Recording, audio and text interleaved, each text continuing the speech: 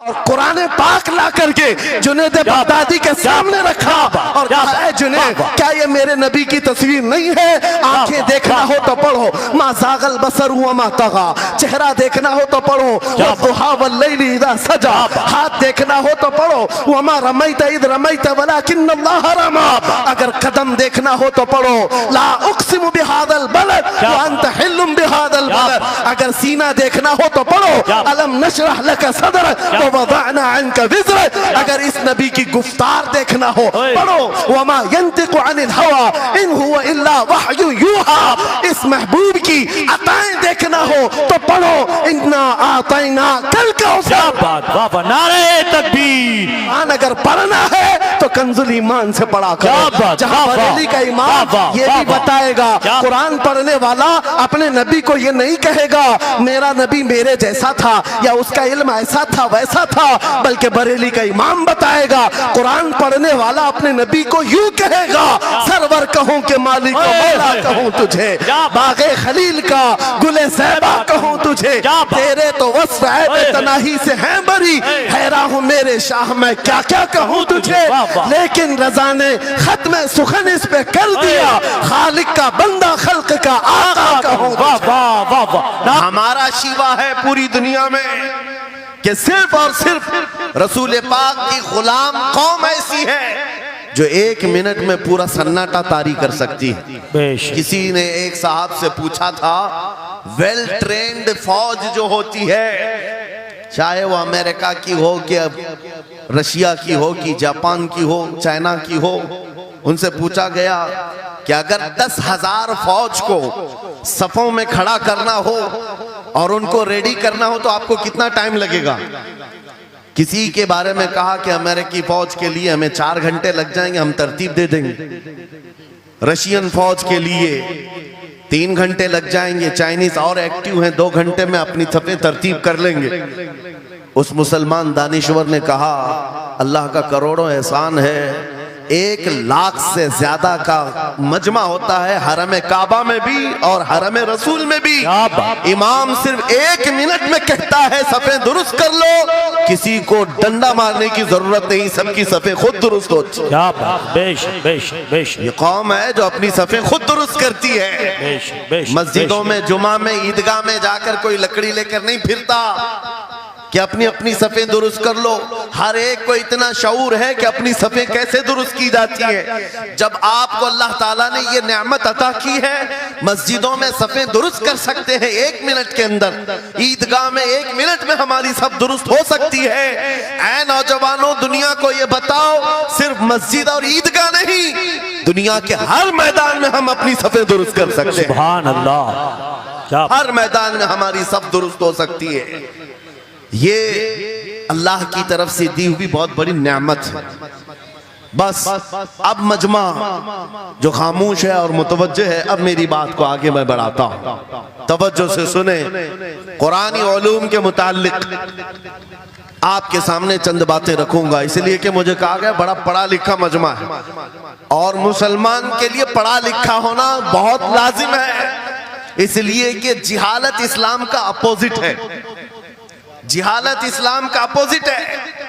आपको एक बात मैं बताऊं, जब भी कहा जाता है दौरे इस्लाम, यानी हुजूर सल्लल्लाहु अलैहि वसल्लम की आमद के बाद के हालात को दौरे इस्लाम कहते हैं, उससे पहले वाले जमाने को दौरे जिहालत कहते हैं। जबकि इस्लाम का अपोजिट तो कुफ्र होना चाहिए, कुफ्र होना चाहिए। ये दौरे इस्लाम है और इससे पहले दौरे कुफ्र था। नहीं, दौरे इस्लाम से पहले वाले दौर को दौरे जिहालत कहते हैं, इसलिए कि बताना है इस्लाम और जिहालत दो अपोजिट चीजें हैं, दो अपोजिट चीजें हैं। जाहिल हो और मुसलमान हो उसे जेब नहीं देता। जिस कौम पर आने वाली किताब हिदायत का पहला लफ्ज इक़रा से शुरू होता है, इक़रा बिस्मि रब्बिकल्लज़ी खलक़, कुरान का पहला लफ्ज जो आया है वो किस नाम से आया? पढ़ो अपने रब के नाम से, पढ़ो अपने रब के नाम से। और इल्म नहीं है तो कुछ नहीं है तुम्हारे पास। इमाम गजाली तो फरमाते अन्नासु कुल्लुहुम मौता इल्लल उलमा, ये सारे इंसान मुर्दा हैं, जिंदा अगर कोई है तो इल्म वाला है, इल्म वाला जिंदा है। और जिहालत की तारीकियों में भटकने वाले की मिसाल ऐसी ही है जैसे अंधेरी कोठरी में बैठा हुआ है, कहीं रोशनी का आने का इंतजाम नहीं, उसके सामने हलवा रखो कि गोबर रखो, दोनों बराबर है। जाहिल आदमी के लिए ऐसा ही है, कभी उसका हाथ इसमें पड़ेगा, कभी उसका हाथ इसमें पड़ेगा। जब नजर नहीं आ रहा है तो हलवा को गोबर समझकर खा लेगा और कभी गोबर को हलवा समझ के खा लेगा, गलाजत उसके लिए बराबर हो जाएगी। लेकिन इल्म को कहा गया अल इल्मु नूरुन, इल्म रोशनी है। जिसके पास इल्म आता है वो तमीज सीख जाता है, उसके पास अखलाक आ जाते हैं, वो हलाल और हराम के फर्क को समझने लगता है, बुरे और अच्छे के दरमियान फर्क मालूम होने लगता है। इसीलिए मेरे अजीजों, मुझे बड़ा गर्व है और फख्र है, हमारी खानकाह से ये आवाज आती है, आधी रोटी खाएंगे और बच्चों को पढ़ाएंगे। बेशक। क्यों? बेशक। उस अजीम खानकाह से ये आवाज दी गई, क्यों? सिर्फ इसलिए नहीं कि तुम बड़े होकर के डॉक्टर बनोगे, इंजीनियर बनोगे। लोगों की नजर में अब बात यही रह गई है, पढ़ा इसलिए जाता है कि डॉक्टर बनना, इंजीनियर बनना है और कमाना है, बहुत कमाना है। इल्म जो है आज कमर्शियल बना लिया गया। इल्म इसलिए नहीं, इल्म इसलिए हासिल किया जाता है कि बंदा खुदा को पहचाने, बंदा अपनी हकीकत को पहचाने, जिंदगी गुजारने के उस्लूब उसे मालूम हो जाए। इल्म इसलिए सिखाया जाता है। बहुत सारे लोग सिर्फ नौकरी के लिए समझते हैं कि इल्म हासिल करना चाहिए, नौकरी के लिए नहीं, अपने अखलाक को बुलंद करने के लिए इल्म आना बहुत जरूरी है। मेरे अजीजों, कुरान अज़ीम वो हिदायत की किताब तुम्हारे पास आई, इस कौम के लिए अलमिया नहीं है तो और क्या है, जो किताब उलूम का जखीरा है। आज दुनिया उस किताब पर रिसर्च कर करके नए इल्म और फनून हासिल कर रही है। उस किताब को तो हम मुर्दों पर पढ़ने के लिए रखे हैं। वो कुरान अज़ीम जो हिदायत की किताब और सारे उलूम का सर चश्मा है, उस किताब को कहां पढ़ते हैं? मैयतों पर। किसी का इंतकाल हो गया तो तीजे में पढ़ेंगे, चहलुम में पढ़ेंगे, 9वें में 20वें में पढ़ेंगे। वो ईसाले सवाब के लिए सिर्फ रखा गया। और उससे थोड़ा आगे बढ़ गए तो कसम खाने के लिए कुरान। आओ चलो हम कसम खाते कुरान पे हाथ रख करके, कुरान पे हाथ रख के। मियाँ क्या कुरान कसम खाने की किताब है? कुरान की वो आयत मैंने सबसे पहले पढ़ी, अल्लाह फरमाता ज़ालिकल किताबु ला रैब फीही, ये वो किताब है जिसमें शक की गुंजाइश नहीं, और ये हिदायत है परहेजगारों के लिए। और कुरान में 3 जगह ये लफ्ज आया है, हुदल लिन्नास, हुदल लिल मुमिनीन, हुदल लिल मुत्तकीन। ये सारे इंसानों के लिए भी हिदायत है, ये सारे ईमान वालों के लिए भी हिदायत है, और परहेजगारों के लिए भी हिदायत है। सब हिदायत अलग अलग अंदाज से हासिल करते हैं। बारिश एक ही है बरसने वाली, जमीनें अलग अलग हैं। बहुत नरम जमीन हो तो वो जमीन बारिश से फायदा ज्यादा उठाती है, और थोड़ी सी ओबड़ खाबड़ जमीन हो तो वहां से फायदा कम आता है। बारिश एक ही है, कुरान बारिश हिदायत है। जिसके दिल की जमीन जितनी नरम होगी उतना वो उससे हिदायत उठाएगा। सुभान अल्लाह, बेशक, उतना उससे फायदा उठाएगा। और आज हालात ये हैं, ऐ नौजवानों अपने दिल पर हाथ रख करके बताओ, कुरान कितने लोगों ने पढ़ा है? कुरान कितने लोगों ने पढ़ा? मैं हाथ नहीं उठवाता, किसी भी बात पर हाथ मत उठाया करो। ना ही झूठे हाथ उठाना है, ना सच्चे हाथ उठाना है, ना ही किसी और को शर्मिंदा करना है। अपने दिल पे हाथ रख करके बताओ कुरान कितनी मर्तबा पढ़ लिया। क्योंकि कुरान पाक, बहुत सारे लोग ये समझते हैं मदरसे में बचपन में एक बार पढ़ लिया तो उसका हदिया हो गया, खत्म हो गया है, अब इसके बाद फिर हमारी मैयत पे ही पढ़ा जाएगा। इसलिए तो कुरान के उलूम से नावाकिफ हो गए।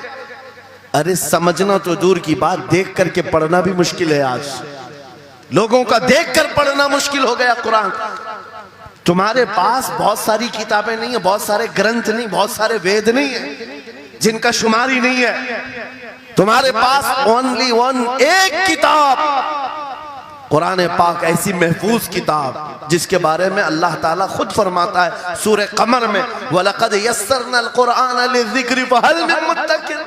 हमने कुरान को याद करने के लिए आसान बनाया है कोई याद करने वाला? 4 बार ये आयत अल्लाह ताला फरमाता है कोई याद करने वाला? अल्लाह जब फरमा रहा है कुरान आसान है तो कौन कहता है ये मुश्किल है? हमने खुद अपने हाथों तबाही को दावत दी है।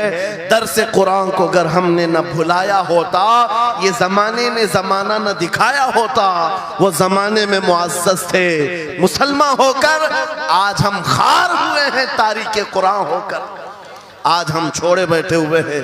कुरान अजीम को छोड़कर बैठना कितनी बड़ी गुमराही है। आज हालात ऐसे आ गए कि कुरान को बदलने की बातें होने लग गई। क्यों? तुम उठाते ही नहीं। 26 आयतें निकाल दो, 25 आयतें निकाल दो, इसमें ये बातें उसमें वो बातें हैं। मुसलमान को तो पता भी नहीं है कौन सी आयतों के बारे में ये वावेला मचाया जा रहा है। अरे तुम पढ़ो, तुम्हारे लिए कुरान आया है। ये जितनी भी कॉन्फ्रेंसें हैं, मैं समझता हूं इसके बदले हर जगह सुबह व शाम कुरान पढ़ने और पढ़ाने का इंतजाम हो जाए। इस तरह के हजारों जलसों से वो अफजल है। क्योंकि ये मैं नहीं कह रहा हूं, मेरे आका फरमाते हैं खैरुकुम मन तअल्लमल कुरान व अल्लमा, तुम में से सबसे बेहतरीन आदमी वो है जो कुरान सीखे और दूसरे को सिखाए। बेशक बेशक, सबसे बेहतरीन आदमी वो है कुरान को सीखे और दूसरे को सिखाए। आज नौजवानों के अंदर एक बड़ी तादाद मुझे देखने को मिलती है, उनको छोटी छोटी सूरतें भी नहीं मालूम, कुरान देख करके पढ़ना भी नहीं आता। बचपन में हमारे माँ बाप ने हमको सीने से लगा करके कुरान मदरसा भेजने की आदत डाली थी, और जब स्कूल जाते थे तो बस्ता पीछे लगा के जाते थे। पता होगा, स्कूल जाते हैं तो बस्ता पीछे रख के जाते हैं, और कुरान पढ़ने के लिए जाते हैं तो सीने से लगा के जाते हैं। यह हमेशा से एक रीत रिवाज चला, बुजुर्गों का डाला हुआ कि बेटा कुरान हमेशा आगे होगा। लेकिन शऊर आने के बाद तुमने कुरान को पीछे डाल दिया, पीछे को आगे कर दिया। कोई इल्म ऐसा नहीं जो कुरान में मौजूद नहीं, कोई इल्म ऐसा नहीं। वला रतबिन वला याबिसिन इल्ला फी किताबिन मुबीन, मेरा मौला फरमाता है कोई खुश्की और तरी की बात ऐसी नहीं जो हमने कुरान में ना बयान की। वनज़्ज़लना अलैकल कुरान तिबयानन लिकुल्लि शै, रब फरमाता है हमने कुरान में हर चीज का वाज़ेह बयान उतारा है तुम पर। और सैयदना अब्दुल्लाह इब्न अब्बास मुफस्सिरीन के सरदार, रसूल पाक सल्लल्लाहु तआला अलैहि वसल्लम के चचेरे भाई हजरत अब्दुल्लाह बिन अब्बास कहते हैं लौ ज़ाअली इक़ालु बईरिन लवजदतुहु फी किताबिल्लाह, कहते हैं अगर मेरे ऊंट की नकील की रस्सी भी गुम हो जाए मैं उसको किताबुल्लाह कुरान में ढूंढ लूंगा। क्या बात, वाह वाह वाह वाह, मैं उसको कुरान में ढूंढ लूंगा। उनके पास उलूम कुरान थे। और आप क्या समझते हैं कुरान में क्या नहीं है? साइंस की वो इजादात को अगर आप लेकर के बैठे, मैंने अपना पूरा बयान रिकॉर्ड किया है 2 साल कबल ही। यहाँ वक्त की किल्लत है, मैं आपके सामने अर्ज करता हूँ 16वीं सदी के बाद या 18वीं सदी के बाद साइंस की तरक्कियात ने अपना पैर जमाना शुरू किया है इस रुए जमीन पर, जबकि मेरे मुस्तफ़ा करीम सल्लल्लाहु तआला अलैहि वसल्लम की ज़ुबान अक़दस से निकले हुए कलमात जो कुरान में मौजूद हैं, उठाओ और मैं बताता हूँ हर चीज का इल्म कुरान में मौजूद है। जब कोई सोनोग्राफी का इंतजाम नहीं था, ना सिटी स्कैन हो सकता था, ना एक्सरे का कोई इल्म किसी के पास था, उस वक्त कुरान कह रहा है एम्ब्रियोलॉजी के बारे में। क्या बात, एम्ब्रियोलॉजी क्या है? बच्चा पैदा होने की जो उसके नशो नुमा की जो मुद्दत होती है, किस तरह पेट में बच्चे की तख्लीक होती है, कुरान में मौला फरमाता है सुम्मा जअलनाहु नुतफतन फी क़रारिन मकीन सुम्मा खलक़ना नुतफत अलक़तन फ़खलक़ना अलक़त मुदग़तन फ़खलक़ना मुदग़त इज़ामन फ़कसौना इज़ाम लहमा सुम्मा अंशअनाहु ख़ल्क़न आख़र फ़तबारकल्लाहु अहसनुल ख़ालिक़ीन। मौला फरमाता है हमने नुतफे से अलक़ा बनाया। नुतफा क्या है? स्पर्म का वो एक कतरा जो मर्द के जरिए से औरत के रहम में जाता है, उसके बच्चे की थैली में जाता है, एक नुतफा, एक बूंद, जिसको नुतफा कहा गया है। मौला फरमाता है हमने नुतफे से अलका बनाया। अलका किसको कहते हैं? साइंस में पढ़ने वाले अगर स्टूडेंट्स हो तो समझ जाएंगे। अगर कोई मेडिकल साइंस का कोई स्टूडेंट है तो उसे मालूम होना चाहिए एम्ब्रियोलॉजी में चिपचिपा हुआ च्युइंगम जो होता है उसको अलका कहते हैं अरबी में। और आज साइंस ये कहती है कि पहले बाप के नुत्फे के एक कतरे से एक छोटा सा खून का टुकड़ा बनता है जो चिपचिपा होता है, फिर उसके बाद एक गोश्त का टुकड़ा होता है, फिर उसके बाद उसमें हड्डियां बनती हैं, फिर उसके बाद उस पर चमड़ियां आती हैं, फिर उसके बाद उसकी आंखें, सारी चीजें बन जाती हैं। ये प्रोसेस है 9 महीने माँ के पेट में, और हर एक के वीक्स गिने हुए हैं। फर्स्ट वीक में क्या होता है, सेकेंड वीक में क्या होता है, थर्ड वीक में क्या होता है, एम्ब्रियोलॉजी का पूरा इल्म है। साइंस आज 21वीं सदी में इस एम्ब्रियोलॉजी को तुम्हारे सामने ला रही है। अरबों के उस दौर की बात कर रहा हूं जहां लोगों को घर बनाने का इल्म नहीं था, और कुरान माँ के पेट में पैदा होने वाले बच्चे की तख्लीकात बयान कर रहा है। नारे तकबीर, नारे रिसालत, फैज़ाने कुरान मुक़द्दस, फैज़ाने शेखुल मशाइख, नारे तकबीर, नारे रिसालत। वाह वाह। मशहूर साइंसदान है फ्रैंक प्रेस नाम से, जिसने ये थ्योरी दुनिया को बताई कि अरदियात, जमीन के अंदर जो वसात हो रही है, और उसके बाद उसने कहा था, फ्रैंक प्रेस नाम का अंग्रेज मौर्रिख और अंग्रेज साइंसदान ने कहता है जमीन जो है पानी के ऊपर है, और ऐसे ही पानी के ऊपर कोई चादर बिछा दी जाए तो कभी चादर इधर हो सकती, कभी उधर हो सकती है। इस चादर को मजबूत रखने के लिए इस पर पहाड़ों का होना बहुत जरूरी है। ये 19वीं सदी में फ्रैंक प्रेस कह रहा है, और मेरा मौला कुरान में फरमाता है, अल्लाह ताला फरमाता है, वल जिबाल औतादा, हमने पहाड़ों को मेख बना करके जमीन पर गाड़ा। वाह वाह, बेशक कि जमीन को हिलने नहीं देते पहाड़। अरदियात का इल्म, एस्ट्रोनॉमी के बारे में, एस्ट्रोलॉजी के बारे में कुरान में मौजूद उलूम आप पढ़ो। जूलॉजी के बारे में, जानवरों के उलूम के बारे में कुरान में पढ़ो। रब ताला परिंदों के उन अशकाल के बारे में बयान फरमा रहा है, ये झुंड के झुंड जाते हैं, जमात की जमात होती हैं। चूंटियों के बारे में पूरी सूरह मौजूद है, इनके खाना तकसीम करने का तरीका क्या है, इनके एक दूसरे को पुकारने का तरीका क्या है, इनमें जब एक चूंटी मर जाती है तो उसको दफनाने का तरीका क्या है। ये कौन बयान कर रहा है? ये कुरान बयान कर रहा है, कुरान पाक बयान कर रहा है। जब तरक्कियात इस कदर आगे आ गई कि मशीनों के सहारे से आज जर्रे को देखा जाता है, परखा जाता है, और फिर दुनिया को बताया जाता है ये हमारी तहकीक है, और कुरान उस जमाने में बयान कर रहा है। मेरे अजीजों, एक बात बताता हूँ, 18वें पारे में सूरह नूर में एक आयत आई है, उस आयत के बारे में मैं बताता हूँ बाद में। लेकिन 18वीं सदी में एक साइंसदान जो अमेरिका की सफर पर था, उसने अटलांटिक ओशियन में एक जगह ऐसी देखी जहां पर इतना अंधेरा है कि हाथ निकालो तो भी नजर नहीं आए, सूरज की रोशनी भी नहीं पड़ती। वापस आकर के उसने कहा मैंने एक ऐसी जगह दरियाफ्त की है जहां सूरज की रोशनी ही नहीं पड़ती और अपनी आंखों को कुछ नजर नहीं आता। अगर हाथ निकाल करके देखो, समंदर के बीचों बीच अटलांटिक ओशियन, ये कोई तालाब का नाम नहीं है। ये लंबा सफर तय करके कोई एक जगह को ढूंढ लिया एक साइंसदान, और आकर के दुनिया को बता रहा है मैंने एक ऐसी जगह मालूम की जहां पर खूब अंधेरा होता है, हाथ भी नजर नहीं आता। जब वो आकर के बताता है, एक आलिम रब्बानी ने कुरान की आयत पढ़ी, मौला कुरान में फरमाता है, इज़ा अखरज यदहु लम यकद यराहा व मन लम यजअलिल्लाहु लहू नूरन फमा लहू मिन नूर। कुरान में अल्लाह फरमाता है, ज़ुलुमातुम बअदुहा फौक़ बअद, एक जगह हमने ऐसी बनाई है जहां अंधेरियों पर अंधेरियां हैं, जहां हाथ भी निकालोगे तो हाथ नजर नहीं आएगा।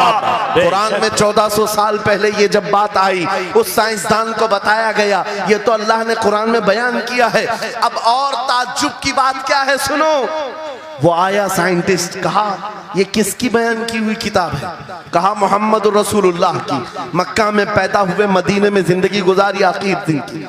उसने कहा मैं उनके बारे में जानना चाहता हूँ, हो सकता है वो समंदरों के बहुत बड़े माहिर थे, वो समंदरी उलूम के बारे में बहुत कुछ जानते थे, उन्होंने जिंदगी का बहुत सारा हिस्सा समंदरों के सफर में गुजारा होगा। उस जमाने में उनको अटलांटिक ओशियन में मौजूद ये अंधेरा कैसे पता चला? ताज्जुब की बात है, हैरत की बात है। जब उस साइंसदान से कहा गया, ए अजीज, हकीकी बात तो यह है कि पूरी 63 साला जिंदगी में मेरे आका एक बार भी समंदर के पास नहीं गए, एक बार भी इत्तेफाक नहीं हुआ। तब वो कहता है जो बंदा कभी समंदर के सफर पर गया ही नहीं और वो अटलांटिक ओशियन में मौजूद अंधेरियों की बात करता है तो फिर ये अपने पेट से नहीं, ये अल्लाह की बात कर रहा है। क्या बात, बेशक ये बेशक खालिक समंदर की बात कर रहा है, बेशक। जिसने वो अंधेरियां पैदा की। मेरे अजीजों, आपसे मेरा खिताब इसलिए है कि जो ज़ख़ीरे अल्लाह ताला ने हमारी किताब मुक़द्दस में रखे हैं, इसको हल करते करते लोगों के बाल सफ़ेद हो गए और तुम तो अखलाक सीखने के लिए ऐसे लोगों के पास जाते हो जिनको पेशाब करने का तरीका नहीं मालूम। क्या बात, बेशक। कुरान के उलूम क्या कम है तुम्हारे पास। अब मैं आता हूँ, ये तो साइंसी बातें हो गई, मैथमेटिक्स तो पूरा कुरान में इतना है, बयान करते करते मैं सुबह कर डालूं। कुरान पाक के अददी एजाजात, कुरान पाक के हिसाब, रियाजी, मैथमेटिक्स के फंडे, बहुत कुछ है। फिजिक्स के बारे में है, ज्योग्राफी के बारे में है, अलजिब्रा के बारे में है, साइंस के बारे में है।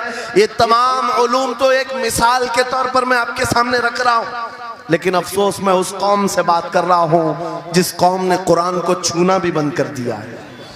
जाकर के देखें, आज ही जाकर के देखें, घरों के अंदर तुम्हारे टीवी, फ्रिज और वॉशिंग मशीन तो धूल से साफ होंगे, रोजाना साफ करते होंगे, कुरान को हफ्ते हो गए कभी छुआ भी नहीं।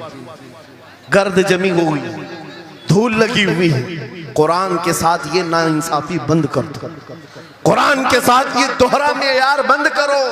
आपको पता है क़यामत के दिन मेरे आका फरमाते हैं जो दो चीजें जिसकी हिमायत में आ गई उसको जन्नत में जाने से कोई नहीं रोकेगा, और दो चीजें जिसके खिलाफ खड़ी हो गई फिर उसको दोज़ख में जाने से भी कोई नहीं रोक सकता। हुजूर से पूछा गया वो दो चीजें क्या हैं? हुजूर फरमाते हैं जिसकी हिमायत में रमजान और कुरान खड़े हो गए उसका जन्नत में जाना तय हो जाता। क्या बात, वाह वाह। और जिसके खिलाफ खड़े हो गए रमजान और कुरान, हुजूर फरमाते फिर उसका दोज़ख में जाना तय हो जाता। अल्लाह अकबर। अल्लाह के रसूल, दानाए ग़ुयूब, कायनात के सरदार मेरे आका दुआ करते हैं अल्लाहुम्मा जअलिल कुरान हुज्जतन लना ला हुज्जतन अलैना। ये मेरे नबी की दुआ है, आप तवज्जो करें। हुजूर जब ये दुआ कर रहे हैं, ऐ अल्लाह कुरान को क़यामत के दिन मेरा हिमायती बना, मेरे खिलाफ ना बना। क्या बात, वाह। साहिब कुरान खुद कह रहे हैं क़यामत के दिन इसको हमारे खिलाफ ना खड़ा कर, कुरान को हमारा हिमायती बना। ऐ लोगों, हम कौन सी जिंदगी गुजार रहे आज? बहुत दूर हम आ चुके, बहुत दूर हम आ चुके।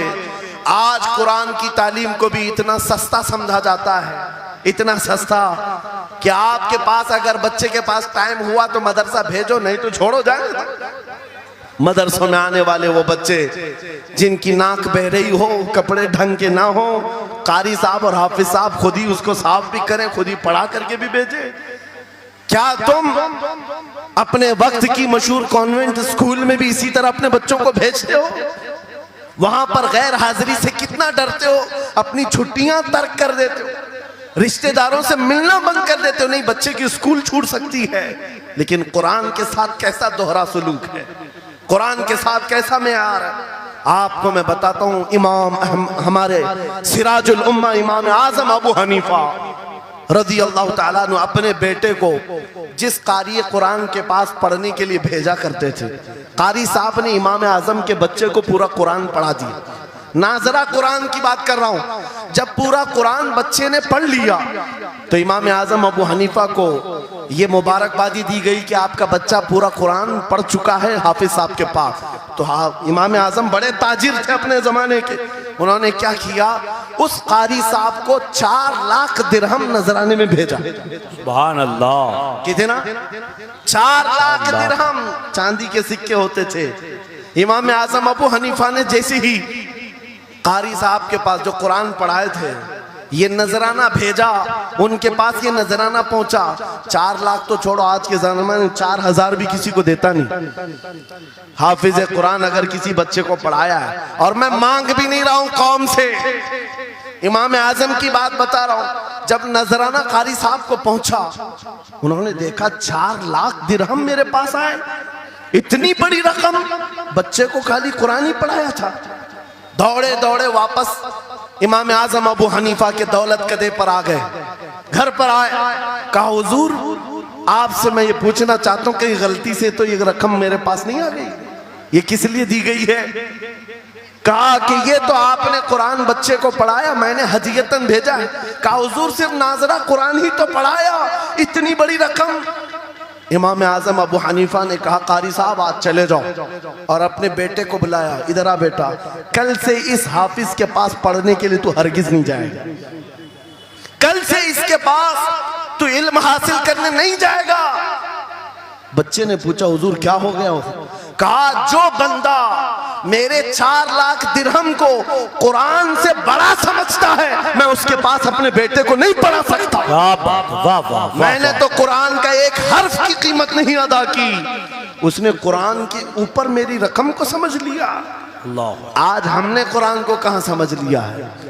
वो इमाम आजम अबू हनीफा फरमाते हैं जो कुरान से ज्यादा माल को अहमियत देता है उसके पास बच्चों को पढ़ाओ भी मत, ना पढ़ाओ। अजीजा ने गिरामी वक़ार, हमारा ये दोहरा सलूक, हमारा ये दोहरा मेयार कुरान के साथ जो हमारी नाइंसाफी है, हमें अखलाकी पस्ती में लाकर खड़ा कर चुकी है, अखलाकी पस्ती में लाकर खड़ा कर चुकी है। अरे हम देख रहे हैं आयरा गैरा नत्तू खेरा हमें सिखाने आ रहा है, बढ़ाने आ रहा है कि तुम्हें डेवलपमेंट के बहुत सारी चीजें बताई जाती हैं कि तुम्हारी पर्सनालिटी डेवलपमेंट क्या होती है। अलीगढ़ वाले तो नौजवान बहुत सारे जो स्टूडेंट्स हैं जानते होंगे, बीए कर लिया, एमए कर लिया, बीकॉम कर लिया या कुछ भी कर लिया, डिग्री हासिल कर लिया। बड़ी बड़ी कंपनियां आज पूछती हैं कि इसके पास पर्सनालिटी डेवलपमेंट है या नहीं। ये क्या है पर्सनालिटी डेवलपमेंट? कुछ बड़े बड़े शहरों के नौजवान हमारे पास आए थे, कहा हम कोर्स कर रहे हैं। कहा मैंने पूछा इसमें होता क्या है?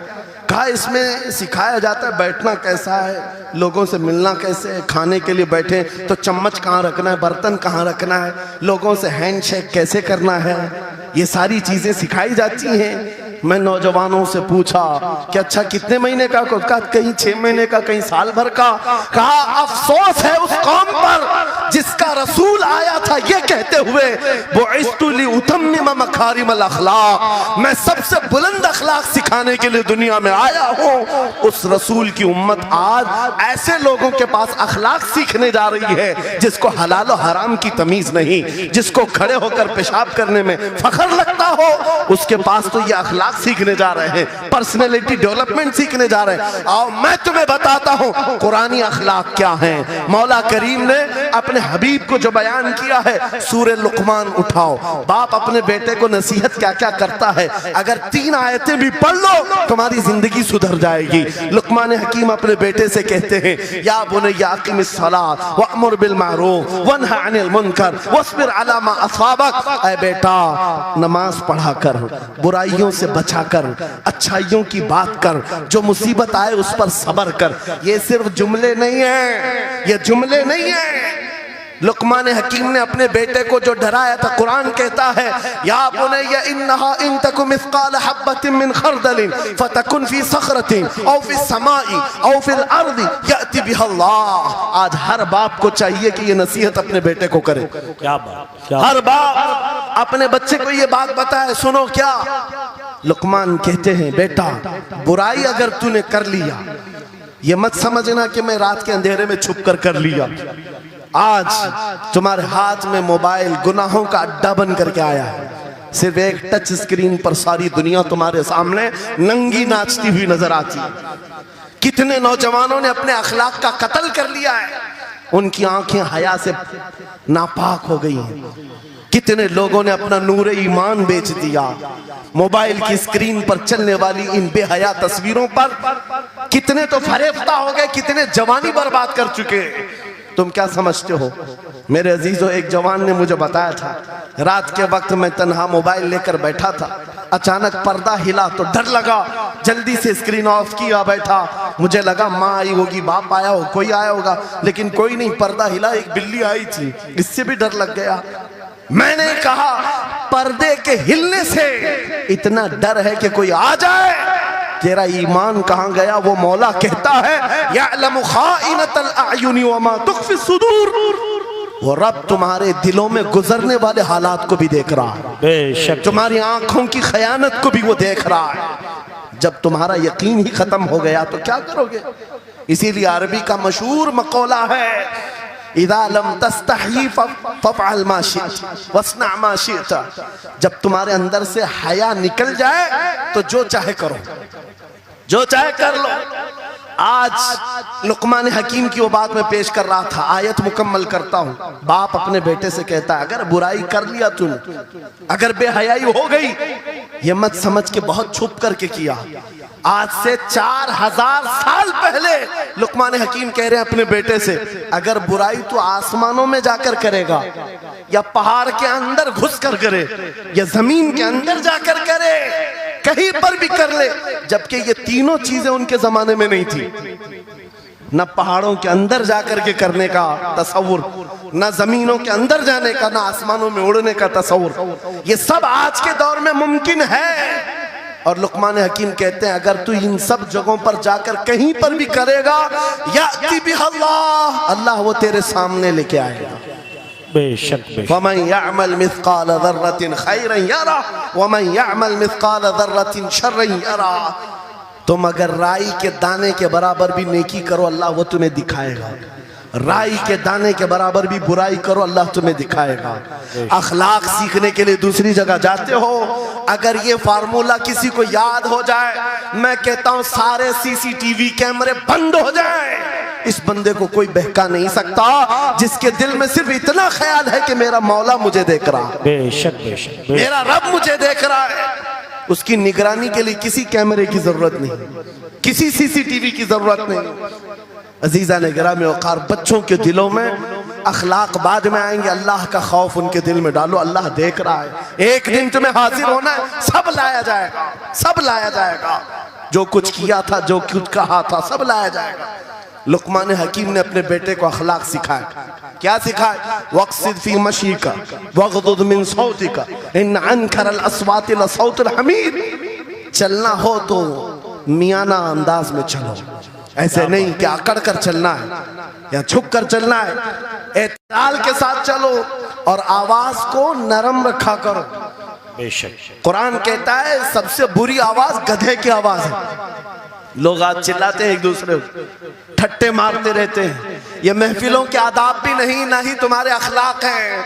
इसीलिए शेख सादी ने फरमाया है, तामर्द सुखन न गुफ्ता बाशद ऐबो हुनरश न हुफ्ता बाशद। जब तक आदमी बात नहीं करता, उसकी अच्छाइयां भी मालूम नहीं होती, उसकी बुराइयां भी नहीं मालूम होती। बेशक जब बात करता है तो पता चल जाता है इसके अखलाक कैसे हैं। बात करता है तो समझ में आ जाता है कौन सी कैटेगरी का है। इसलिए अपनी जुबान को ऐसी रखो कि दुनिया तुम्हें आला नस्ल का समझ सके। बात करो तो तमीज के साथ, चीख पुकार करना, एक दूसरे को भूखा इस तरह से बात करना नौजवानों में आज आम हो गया। कुरान कहता है अपनी आवाजों को पस्त करो। एक और बात रब फरमाता है, वला तुसइर खद्दक लिन्नास, लोगों को से मुंह मोड़ करके बात मत करना। सामने तुम्हारे कोई खड़ा है और तुम इधर घूम करके बात कर रहे हो, ये आज फैशन हो गया है। पीछे पलट करके बात करना, इधर देख करके उसको बात करना, लोग ये समझते हैं फैशन है। मेरा मौला फरमा रहा है ये अखलाक से गिरी हुई हालत है। जब बात करो तो आमने सामने, लोगों से मुंह टेढ़ा करके बात ना करना। ये अखलाक कौन सिखा रहा है? ये कुरान अजीम है। तुम पर्सनालिटी डेवलपमेंट सीखने की बात कर रहे हो, तालीमात इस्लाम को छोड़कर क्या पर्सनालिटी डेवलपमेंट हासिल कर पाओ? तुम्हारे पास सब कुछ है लेकिन सीखना नहीं चाहते। आज तक नौजवानों में से मुझे कोई मिला नहीं इस तरह से कि लोग आते हैं, मुफ्ती साहब बीवी को 2 तलाक दे दिया, 3 तलाक दे दिया, अब क्या करना है, इद्दत कैसे गुजारना है? या ज्यादा से ज्यादा दारुल इफ्ता में आते हैं, मुफ्तियान इकराम होंगे, झगड़े के मसाइल लेकर के आते हैं, बाप मर गए, इसको कितना मिलना है, इसको कितना मिलना है। अरे जिंदगी गुजर गई, कभी आ करके ये क्यों नहीं पूछा मेरे घर में मंगनी हो रही है, शादी हो रही है, ये बताएं मेरे मुस्तफा ने कैसे शादी की? क्या बात है, क्या बात, बेशक ये क्यों नहीं पूछा? मैं बीमार हो गया हूं, मुझे बताएं रसूलुल्लाह ने बीमारी के आलम में क्या कहने का हुक्म दिया? क्या बात। अगर तलब हो मेरे नबी के पीछे चलने की तो बंदा ढूंढ ढूंढ कर चलेगा, बेशक ढूंढ ढूंढ कर चलेगा। बेशक हजरत इमाम अबू यूसुफ के बारे में और बाद ने इमाम अहमद बिन हम्बल के बारे में कहा कि आपने कलिंगड़ खाने का बहुत शौक था। तरबूज, आप तरबूज कहते हैं? हाँ, हमारे यहाँ मुंबई में इसको कलिंगड़ कहते। और उन्होंने ये कहा कि ये सुन्नत भी है। मुझे रिवायत मिली है कि हुजूर ने भी खाया, लेकिन जिंदगी भर खाए नहीं। मुरीदीन ने पूछा कि हुजूर जब सुन्नत भी है और आपको शौक भी है, खाते क्यों नहीं? कहते हैं अब तक मैं वो तरीका ढूंढ रहा हूं कि मेरे नबी ने कितने टुकड़े करके खाए। अल्लाहु अकबर, अल्लाहु अकबर, वाह वाह। मुझे वो जो तरीका चाहिए, हुजूर के पीछे चलने वाला ढूंढ ढूंढ करके अमल करता है। और आज हमने जिंदगियां ऐसी बनाई हुई हैं कि लगता है दारुल इफ्ता, मुफ्ती और उलमा सिर्फ तलाक के लिए हैं, ये इद्दत के मसले पूछने के लिए, विरासत के मसले पूछने के लिए। अरे हमें भी काम दो, हम ढूंढ ढूंढ कर तुम्हें बताएं मेरे नबी चलते कैसे थे, मेरे नबी बात कैसे करते थे, लोगों से मुसाफा कैसे करते थे, लोगों के सामने आते तो कपड़े कैसे पहनते थे, मेरे नबी की नमाजें कैसी थी, हुजूर जब दस्तरखान पर बैठते कहां से शुरू करते कहां से खत्म करते। इस काम पर भी तो उलमा को लगाया करते ताकि तुम्हें पता चलता मुझे कहीं और से अखलाक सीखने की जरूरत नहीं, दुनिया के सारे अखलाक मेरे नबी के कदमों में मौजूद है। नारे तकबीर, नारे रिसालत, फैज़ाने खानकाए बरकत, फैज़ाने खानकाए बरकत, शेरे रज़ा, शेरे रज़ा, फैज़ाने शेखुल मशाइख, नारे तकबीर, नारे रिसालत, वाह वाह। दर्स कुरान को अगर हमने न भुलाया होता, ये जमाने ने जमाना न दिखाया होता। इको बंद कर दो, इको। कुरान पाक के सिलसिले में मुझे बयान करने का हुक्म दिया गया, बस मैं वही बातें कर रहा हूँ। मैं आपको अपने मौजू से जो मुताल्लिक है वो बातें अर्ज करता हूँ। कुरान क्या तमीज सिखाता है। आज घर घर के अंदर जो एक बहुत बड़ी बला आई हुई है, हर तीसरा चौथा घर ये शिकायत लेकर के आता है बेटा हाथ से निकल गया, बेटी हाथ से निकल गई। माँ बाप इस बात के लिए रोज परेशान है, बेटा हाथ में नहीं आता, बेटी हाथ में नहीं आती। जहां ये जवान हुए 10वीं पास किया, ये मुंह दिखाते हैं हमको, आंख फिराते हैं हमको। फरमा बरदार बच्चों की कमी बहुत कम हो गई। गलती इन बच्चों की नहीं, उन माँ बाप की भी है। तुमने इनकी तरबियत तो खिलौनों से की है। इनकी तरबियत में तो तुम चाहते थे कि हर संडे इनको पिकनिक पर ले जाएं, बच्चा खुश हो जाएगा, इनको घुमाएंगे फिराएंगे, जो बच्चा मांगेगा सब ला कर देंगे। अरे ये 14 साल का नहीं हुआ, हाथ में मोबाइल भी पकड़ा दिया, सब कुछ कर दिया बच्चे के लिए। और अब बाप ये सोचता है ये 16 साल का हो जाए तो मेरी बात मानना चाहिए। एक बात याद रखो, जमीन में अदरक बो करके गन्ना आने की उम्मीद मत रखना। बेशक बेशक, जो बोते हो वही फसल आती है। मेरे नबी ने फरमाया अल्लिमु औलादकुम सलासा खिसालिन हुब्ब नबीकुम व हुब्ब अहली बैतिही व तिलावतल कुरानिल करीम। मेरे आका की हदीस है, हुजूर फरमाते हैं अपनी औलाद को सबसे पहले 3 बातें सिखाओ, 3 बातें सिखाओ। क्या है? नंबर 1 अपने नबी की मोहब्बत सिखाओ।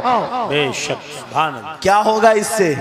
तुम जिस बात के लिए आज परेशान हो ना, 16 साल के बाद मेरा बच्चा मेरा फरमाबरदार बने, याद रखो तुम अगर इस बच्चे को नबी की मोहब्बत डालो, 16 साल नहीं तुम्हारा बेटा 60 साल का होगा तब भी सर झुकाकर तुम्हारे साथ खड़ा रहे। क्या बात, बेशक बेशक। तुम उसके दिल में अल्लाह रसूल की मोहब्बत डालो, अल्लाह तुम्हारी मोहब्बत उसके दिल में डाले। बेशक बेशक, ये रिटर्न दिया जाता है। नंबर 1 अपने नबी की मोहब्बत, नंबर 2 रसूल पाक के अहले बैत की मोहब्बत। मेरे आका फरमाते हैं बच्चों को सिखाओ। तीसरी चीज कुरान की तिलावत। ये 3 चीजें सिखाओ।